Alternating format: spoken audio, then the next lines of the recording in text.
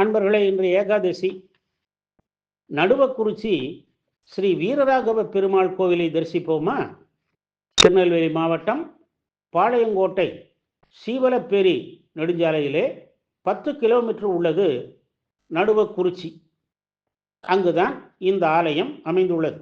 100 ஆண்டுகளுக்கு முன் இந்த பகுதியைச் சேர்ந்த வணிகர் ஒருவர் வெளிநாடுகளுக்கு சென்று பல்வேறு பொருட்களை வாங்கியும் விற்றும் நன்கு பொருள் ஈட்டினர்.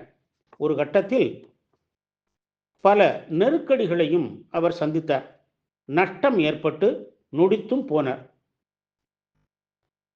அந்த அளவிற்கு மிகுந்த துன்பப்பட்டார். அதனால் தன்னிடமிருந்த அனைத்து உடைமைகளையும் விற்று அதன் மூலம் கிடைத்த பணத்தை எடுத்துக்கொண்டு வாணிகம் செய்ய வெளிநாடு கிளம்பினார்.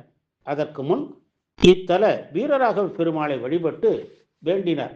தனக்கு கிடைக்கும் லாபத்தில் குறிப்பிட்ட சதவிகிதத்தை பெருமாளுக்கு தருவதாக பிரார்த்தனை செய்தார். வெளிநாட்டிலிருந்து எண்ணெய் பீப்பாய்கள் வாங்கி கொண்டு தூத்துக்குடி துறைமுகம் வந்து இறங்கினர். அவற்றை வாங்குவதற்கு யாரும் முன்வரவில்லை. அதனால் மனம் சோர்ந்து அவர் இப்பெருமாளிடம் கண்ணீர் விட்டு வணங்கி வழிபட்டார். கனவில் பெருமாள் தோன்றி காலையில் கிடங்கிற்கு சென்று பார்க்குமாறு கட்டளையிட்டார். காலையில் பீப்பாய்கள் முழுவதும் நெய்யாக மாறியிருந்தது. மனம் கமகமத்தது. நெய் சீக்கிரம் விற்பனையாகி வணிகருக்கு பல மடங்கு லாபம் அடைந்தது.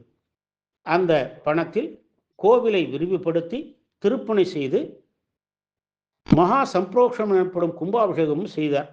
ஊரின் தென்புறம் கிழக்கு பார்த்த வண்ணம் சாலகார கோபுரத்தோடு கோவில் அமைந்துள்ளது. 4 புறமும் சிற்பங்கள் அமைந்து திருமதில்கள் உள்ளன.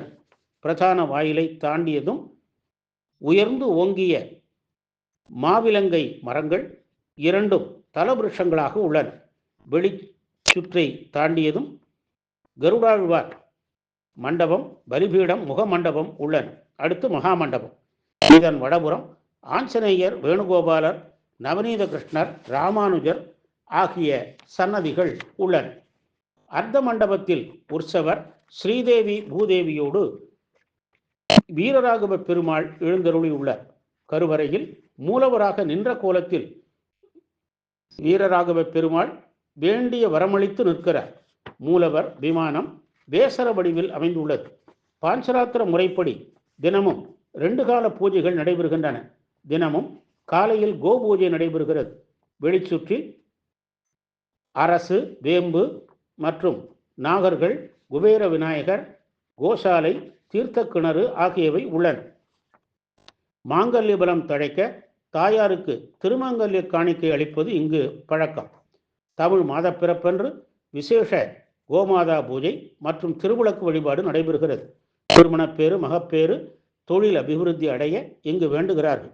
வேண்டியது நிறைவேறியதும் திருமஞ்சனம் செய்து வஸ்திரம் சாற்றி வழிபடுகிறார்கள். சித்திரை வருடப்பிறப்பு, கருட பஞ்சமி, புரட்டாசி சனிக்கிழமைகள் கருட சேவை, கார்த்திகை பௌர்ணமி, மார்கழி விழாக்கள், தையில் வருஷாபிஷேகம், சங்கடகர சதுர்த்தி போன்றவை இங்கு விழா நாட்களாகும். வாழ்க்கையை வளமாக்கும் நடுவக்குறிச்சி ஸ்ரீ வீரராகவ பெருமாளை வழிபட்டு பேரருள் பெறுவோமாக. ஓம் நமோ நாராயணாய.